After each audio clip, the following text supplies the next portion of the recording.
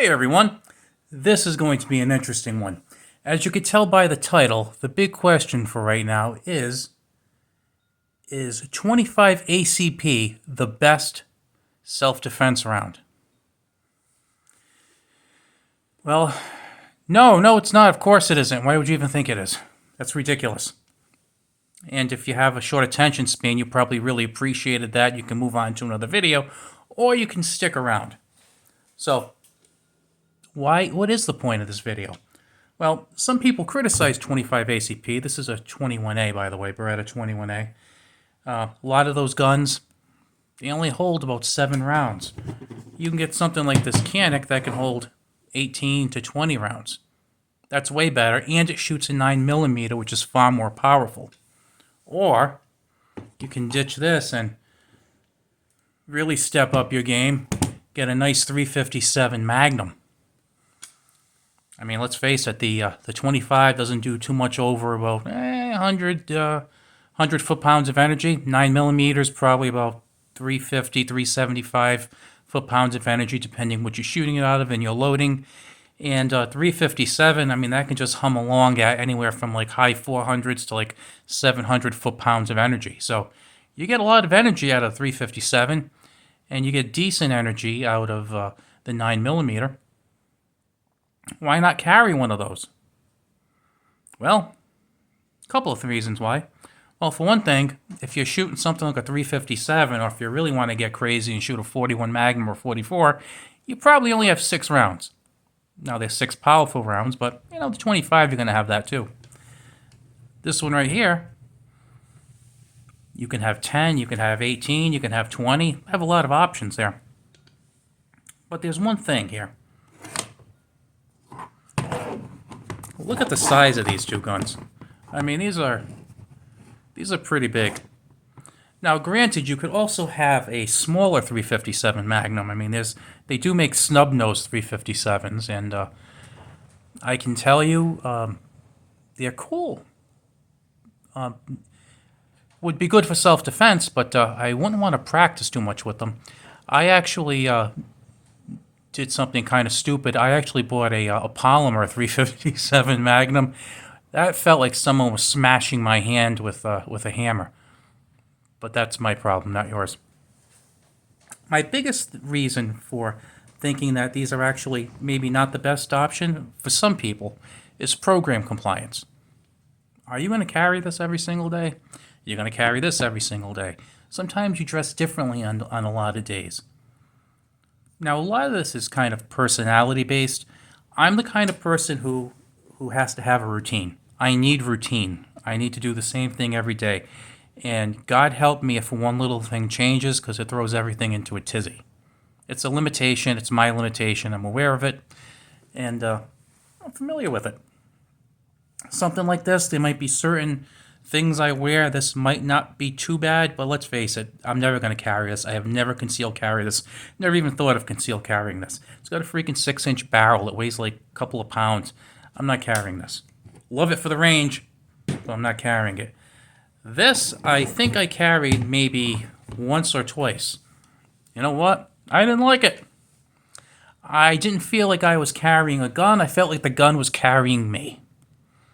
Now, if I weren't forced to conceal carry and I could just open carry it in a regular holster, maybe it wouldn't bother me too much. I didn't really like having that shoved into my waistband. It's kind of a pain in the ass. Now, I don't particularly like... I love the gun. I don't like particularly carrying a full-size handgun. It just sucks. And the funny thing, and you're going to like this story, is when I got my concealed carry permit, I was all set. I had my carry gun picked out. I was going to carry a Ruger 1911. I love my Ruger 1911. Whenever I do my concealed carry qualifications, I shoot my Ruger 1911 in 45. It's a beautiful gun. It works well. I shoot it well. It is perfection, unless you have it on your waistband. That is an uncomfortable gun for me to carry. Now, some people, they might not mind it. I'm not one of those people. And I know that if I want to carry regularly, that's gonna make me not want to carry a handgun, to be honest with you. So that's why I tend to go for smaller handguns. Now, I mean, I've probably tried a dozen and a half different handguns, and I got to tell you, I like the smaller ones better. I've carried this on multiple occasions, and again, that's the Beretta 21A. It's in 25 ACP. I believe it holds about 7 rounds, and I don't feel like I'm undergunned when I go out to buy a coffee or anything. I really don't. Now, that's not the one I carry most frequently. My two most carried handguns would probably be my Glock 27, which I converted to 9mm, and my Ruger LCP 22, which has 10 rounds of 22. I carry those two the most. And I like them because they both hold 10 rounds. I can hold backup mags if I want to. They're pretty light, they're pretty small, and they're comfortable to shoot. I shoot them well. I'm very familiar with the manual of arms, and I like them quite a bit. But like I said, I have carried this gun, and I like it. It's a really good one. I have confidence in it. I shoot it fairly well. Of course, I'm not going to go try and be like American Sniper with it. I mean, it is what it is. It has rudimentary sights. It's a little teeny tiny gun.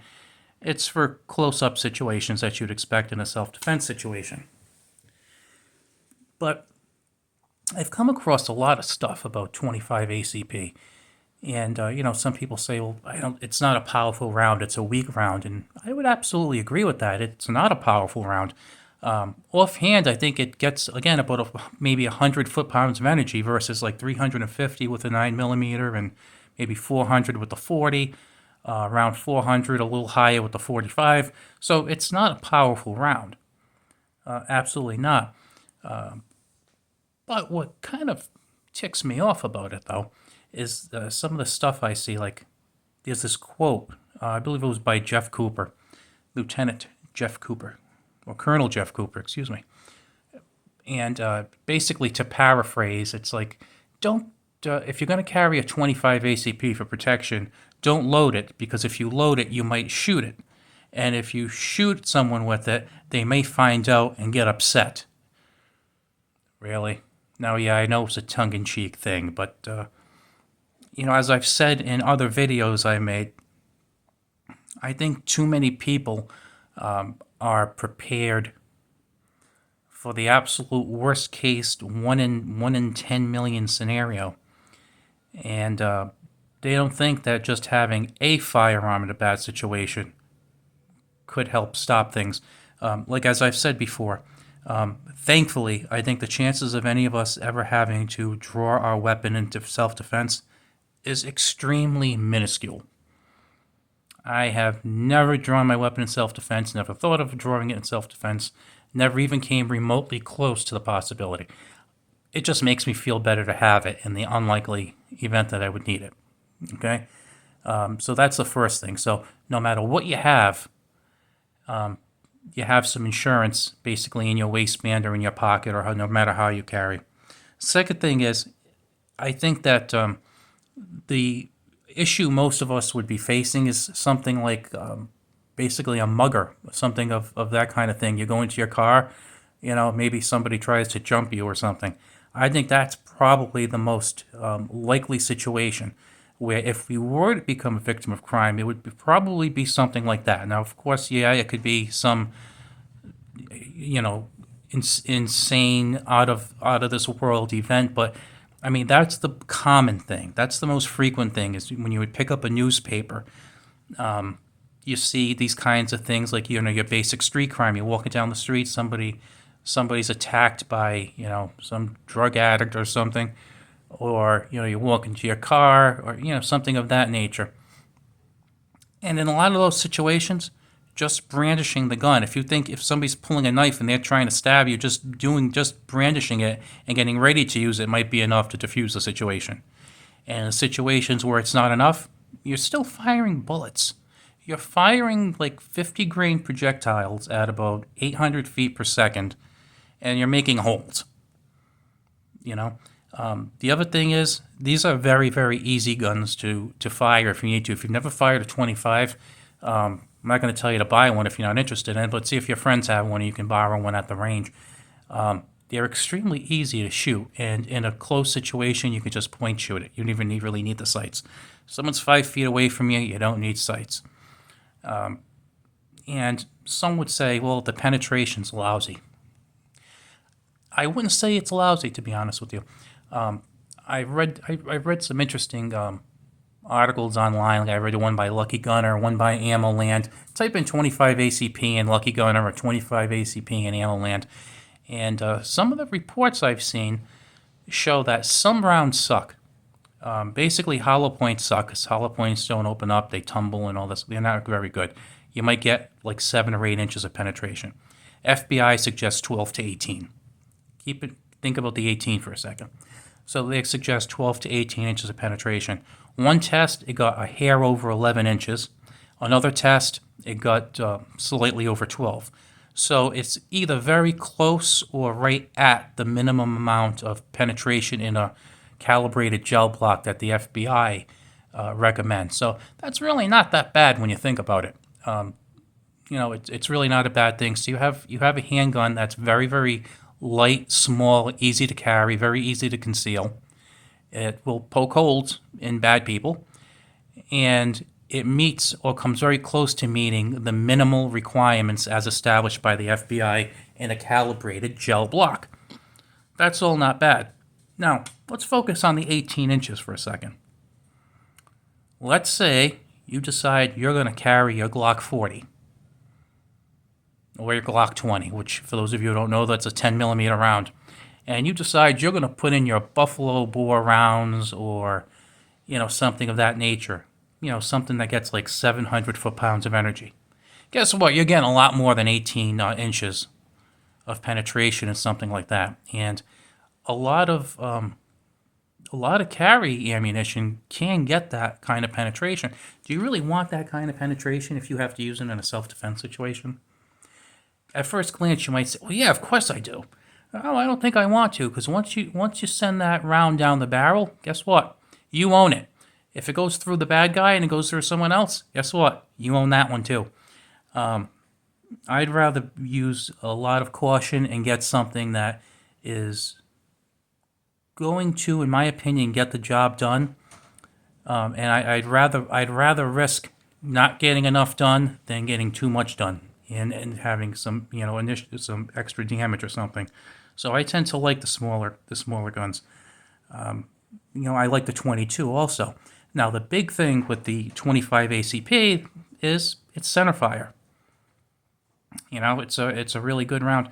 And actually, when I took my my stepdaughter shooting for the first time, this is the gun that I brought because I thought it would be a great gun.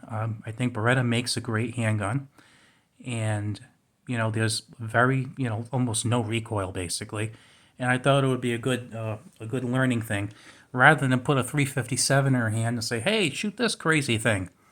Nah, I went with the 25 and I went with the 22. I thought those were both very good options. So, 25 ACP, yeah, it's definitely one of the weaker rounds you can use, but I sure as hell wouldn't say it's useless, and that it doesn't have value, because honestly, I think it has quite a bit of value, and I do think it has a good place, like I said again, especially with program compliance. I live in a cold climate, so I could throw a jacket on, and I could probably carry a Desert Eagle if I really wanted to. No one would notice I have a big heavy jacket on. But realistically, for someone like me, and I think there's probably other people who like consistency in your carry options and consistency in your life in general, having something that is interchangeable and similar in a lot of ways, kind of like this is, like the LCP I have, I think it really goes a long way. And like I said, I don't feel like I'm at a disadvantage with that, to be honest with you. Now, you might want to carry an extra magazine or so, but what you gonna do. If you like this video, I actually have another one coming up on 25 ACP. Basically, some ideas I have. Hopefully, I have some crazy engineer or something watching the video and will take some hints. But Anyway, hope you enjoyed this video. Hope it made you think a little bit. And if you have a 25 ACP at the back of your safe, just lying around, or you see a cheap one being sold in a gun shop, go pick it up. I think at the very least you'll have some fun at the range. See ya.